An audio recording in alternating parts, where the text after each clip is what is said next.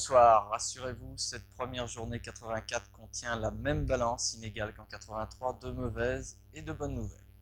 Alors pour la deuxième partie de cette édition de la nuit, nous verrons le côté sportif, avec notamment ceux qui sont partis dès l'aube afin de rallier Dakar, c'est du moins l'espoir de chacun des concurrents du rallye automoto Paris-Dakar. La volonté de vaincre et puis la bonne espérance pour l'année 84, c'est au minimum ce qui doit animer Didier Pironi, le grand absent du Sport 83 et qui est ce soir notre invité. Rendez-vous avec lui dans une dizaine de minutes. Auparavant, l'essentiel de l'actualité de ce 1er janvier. Avec en titre début officiel de la présidence française du Conseil des ministres européens, le message de paix du pape pour la nouvelle année et puis les attentats de la nuit dernière dans le TGV à Tain-Hermitage. Il y a 2 morts et 7 blessés. Et à la gare Saint-Charles de Marseille, il y a 2 morts et 34 blessés.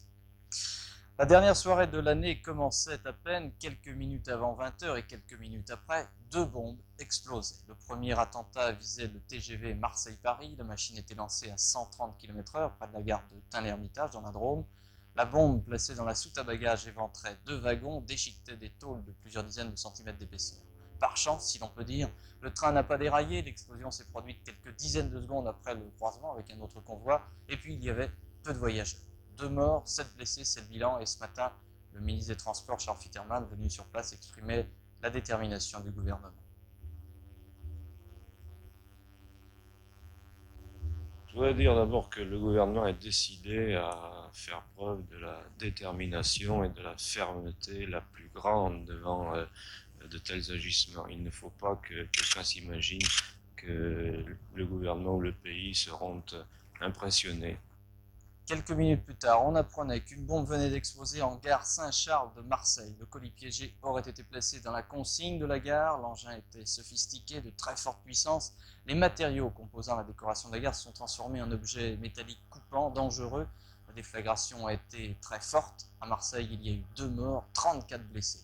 Aussitôt, chacun se demandait ce que l'on pouvait faire pour prévenir ce genre d'attentat. Nous avons eu dans l'année pas mal d'alertes à la bombe en gare Saint-Charles, sans suite. Celle-ci était sans alerte, sans préavis. Vous n'avez pas été prévenu du tout avant. Ok. Ça a été la surprise totale. La surprise totale, oui, un jour de fête, personne ne s'y attendait. Il n'y a aucune possibilité de faire quoi que ce soit pour éviter ce genre de choses.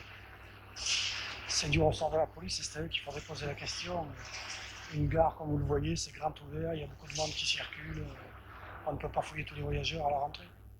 Multiples revendications dont aucune ne semble être réellement prise au sérieux pour l'instant. Cet après-midi, il y a eu une nouvelle alerte à la bombe à Marseille.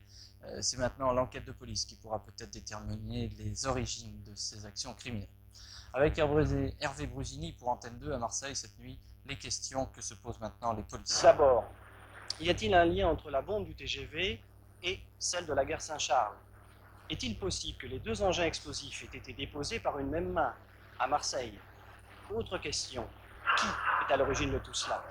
Certains font remarquer la liste déjà longue des attentats commis ici même.